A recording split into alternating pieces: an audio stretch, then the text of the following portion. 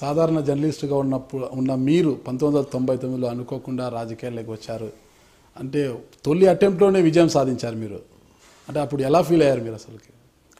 అంటే మొదటి 6 నెలలు నాకు కొత్తగా వింతగా అనిపించేది. అంటే అప్పటిదాకా మనం ప్రతిదాన్ని పూర్తిగా చట్టబద్ధంగానో లేకపోతే ఇది కరెక్ట్ కాదని చూసేవాళ్ళం.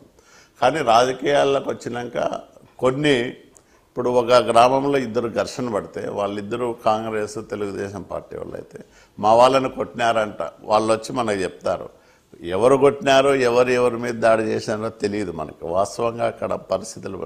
కానీ మనము ఆ ఎస్ఐకో సిఐకో ఫోన్ చేసి మా వాళ్ళ మీద దాడి చేశారంట, మా వాళ్ళని కొట్టినారంట చూడండి అని చెప్తాం.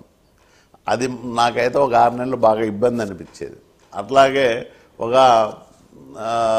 చిన్న పనుల్లో కూడా ఏదన్నా పలానా ఆఫీసర్ మాకు పని చేయడం లేదు ట్రాన్స్ఫర్ చేపి అని గట్టిగా వచ్చినప్పుడు, ఏంటి అతనికి 3 ఏళ్ళు కాలేదు కదా మనం ట్రాన్స్ఫర్ చేయమని అడిగితే ఎట్లా, ఇది కరెక్ట్గా అంటే మనము పాత్రికేయ దృష్టితో చూసిన చాలా అంశాలు రాజకీయాల్లోకి వచ్చిన తర్వాత అదే అంశాలని ఇంకో కోణంలో చూడాల్సిన పరిస్థితి రాజకీయ నాయకుడికి తప్పనిసరి పరిస్థితి. అంటే ఏదో అవినీతి చేయడమో లేకపోతే వాళ్ళని ప్రోత్సహించడమని కాకుండా చిన్నవే అయితే సెన్సిటివ్. వారు జర్నలిస్ట్ అనేవాడు పూర్తిగా బాగా సెన్సిటివ్గా ఉంటాడు. అప్పటిదాకా 14 ఏళ్ళ దాంట్లో లీనమైపోయి పనిచేసిన వాడికి ఒక్కసారిగా దాన్ని ట్రాన్స్ఫార్మ్ కావాలంటే కొంత ఇబ్బంది అవుతుంది. కానీ ఒక 6 నెలలు బాగా సమస్య అయింది. తర్వాత ఓ సంవత్సరం తర్వాత నేను రామోజీరావు గారి దగ్గరికి వెళ్ళా. సార్ నేను దీంట్లో నాకు ఇబ్బందే సార్, నేను కష్టమే నాకు రాజకీయాల్లో అని కూడా చెప్పాను నేను. అట్లా కాదు, సమస్యలు వస్తాయి, నువ్వు గట్టిగా ఎదుర్కోగలిగితేనే ఈ రాజకీయం అనేదే కాదు జీవితంలో ఏ సమస్య వచ్చినా గట్టిగా నువ్వు ఎదుర్కోగల దానికి బలపడాల. నువ్వు ఆ సమస్యని అవకాశంగా తీసుకొని బలపడగలిగినప్పుడే నువ్వు జీవితంలో రాణిస్తావు. సమస్యలకు భయపడితే నువ్వెట్లా లీడర్ అవుతావు, కరెక్ట్ కాదు అది.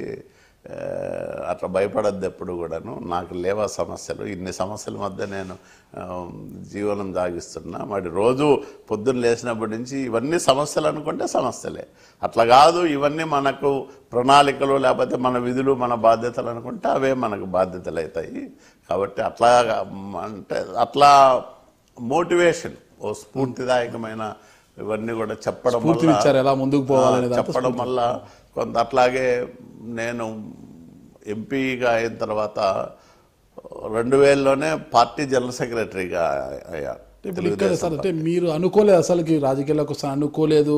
అప్పుడు మీ ప్రత్యర్థి అనంత వెంకటరామరెడ్డి గారు దూసుకుపోతున్నారు ప్రచారంలో. మీరు గుర్తు చాలా సాదాసీదాగా కూడా ప్రచారంలో తిరిగేవాళ్ళు. అసలు కూడా మీరు చాలా సాదాగా ఉండాలి.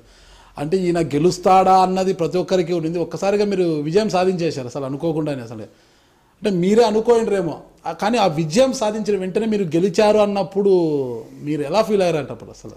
అంటే నేను ఎలక్షన్లు అయిపోయిన తర్వాత కూడా మన జర్నలిస్ట్ మిత్రులందరూ కూర్చున్నప్పుడు లేదా హైదరాబాద్లో కొంత సీనియర్ జర్నలిస్టులు అందరూ మాట్లాడినప్పుడు నియోజకవర్గాల వారిగా ఒక అసెస్మెంట్, అంటే నేను అప్పటికి 14 ఏళ్ళు జర్నలిస్ట్గా పనిచేశాను కాబట్టి కొంత అసెస్మెంట్ ఉండేది. నేను కూడా చెప్పా, ఒక 15-20 వేల మధ్యలో నేను గెలిచే అవకాశం ఉందని నేను ఒక అసెస్మెంట్ చెప్పా అందరికీ. రామోజీరావు గారికి చెప్పా, తర్వాత సీనియర్ జర్నలిస్ట్ మిత్రులకి చెప్పా, వీళ్ళందరికీ ఎట్లా సాధ్యమవుతుంది అనంతపురం పార్లమెంట్లో గెలవడం ఎట్లా సాధ్యమవుతుంది అంటే కూడా గెలుస్తున్నా, నేనైతే 15-20 వేలు మెజార్టీతో గెలుస్తున్నానని చెప్పా. కాబట్టి ఎలక్షన్ అయిపోయిన తర్వాత నాకు ఒక అసెస్మెంట్ ఉంది. నేను ఎలక్షన్లలో హిందూపూర్ కాన్స్టిట్యున్సీలో పనిచేసినప్పుడు ఎన్టీ రామారావు గారు అక్కడ పోటీ చేసినప్పుడు 3వసారి పోటీ చేస్తున్నాడు ఆయన. ముఖ్యమంత్రి మెజార్టీ 25,000కు పడిపోతుందని 3 రోజులు ఆర్టికల్స్ రాశాను నేను 89లో రాస్తే 24,900 వచ్చింది ఆయన మెజార్టీ. అంటే పంచాయతీ వారీగా ఒక అసెస్మెంట్ అంతే చేస్తే అంత అక్యురేట్గా వచ్చింది. అంటే కొంత అసెస్మెంట్ ఉంటుంది. తర్వాత 2004లో పోటీ చేశాను. 2004లో పోటీ చేసినప్పుడు నేను గుత్తి ప్రచారం అయిపోయిన తర్వాత ఇక్కడే సప్తగిరి లాడ్జ్లో మా సార్ దిగారు, ప్రచారానికి వచ్చారు చంద్రబాబు నాయుడు గారు. ఆయనకి చెప్పా రాత్రి దాదాపు 12:30 గంటప్పుడు నేను హనుమంతరావు చౌదరి గారు ఉన్నాము ఆయన దగ్గర. ఎట్లా ఉంది ఏంటంటే, నేను గెలవడం లేదు సార్, ఈ పార్లమెంట్ ఓడిపోతున్నాం మనం. అట్లా అన్నాడు. అంతే సార్, ఈసారి కష్టము, గెలవడం లేదని చెప్పాను. 2009లో నేను వద్దన్న టికెట్, అంటే నేను ఎంపీగా వద్దు ఎమ్మెల్యేగా వెళ్తాను సార్ అంటే, లేదు లేదు ఈసారి బాగుంటుందమ్మా, నువ్వైతేనే గెలుస్తావు అది ఇదని గట్టిగా చెప్పారు సార్. చెప్తే ఫస్ట్ దీనికి వచ్చారు, కమ్మదూరుకు వచ్చినారు ప్రచారానికి. కమ్మదూరు చాలా విపరీతంగా జనం వచ్చారు. నువ్వు చూడు వద్దన్నావు, చూడు ఎట్లా వచ్చారో జనము, గెలుస్తావు ఈసారి. అది లేదు సార్, గెలవను నేను, బట్ బాగా గతం కంటే ఈసారి బాగానే ఎక్కువ సీట్లు రావచ్చు కానీ పార్లమెంట్ అయితే రాదు సార్ అని చెప్పాను. అట్లా ఎట్లా అమ్మా, నేను దీన్ని రాజకీయ నాయకుడి కంటే వాస్తవంగా జర్నలిస్ట్గా నాకు ఒక అసెస్మెంట్ ఉంటుంది సార్, నేను అసెస్ చేయగలను, కష్టం సార్. ఎందుకలా అంటే మీ వైఫల్యం అంటే మీరు ఎంపీగా పనిచేసినప్పుడు ఏమన్నా వైఫల్యం చెందారని, ఎందుకు ప్రజలు ఆదరించారని? ఎంపీగా ఎవరైనా తన శక్తితో లేకపోతే తన ఇమేజ్తో గెలుస్తామనుకుంటే అంతకంటే భ్రమం ఇంకోటి ఉండదు. ఎందుకంటే 7 నియోజకవర్గాలు సొంతంగా ఇమేజ్ క్రియేట్ చేసుకొని ఎమ్మెల్యేలంతా ఓడిపోతే ఎంపీ గెలిచే సందర్భాలు భారత రాజకీయ చరిత్రలో ఎక్కడా ఉండదు. కాబట్టి ఓవరాల్గా అక్కడ ఎమ్మెల్యేలు 4 ఎమ్మెల్యేలు గెలిస్తే ఆ పార్లమెంట్లో మిగతా చోట్ల తక్కువ మెజార్టీతో ఓడిపోతే ఎంపీ గెలుస్తాడు. అట్లా కాకుండా 2-3 స్థానాలు ఎమ్మెల్యేలు గెలిచి మిగతావన్నీ భారీగా లాస్లో ఉంటే అంతే. ఎమ్మెల్యేలకు పడే ఓట్లే ఎంపీకి పడతాయి.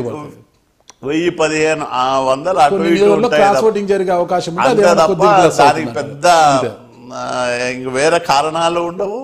ఆ ఇమేజు రాదు. ఎందుకంటే ఇప్పుడున్న ప్రజెంట్ పొలిటికల్ సినారియోలో ఎంపీ పాత్ర పరిమితమైండేది. దట్టు ప్రాంతీయ పార్టీలో ఎంపీ పాత్ర మరింత పరిమితంగా ఉంటుంది మామూలుగా.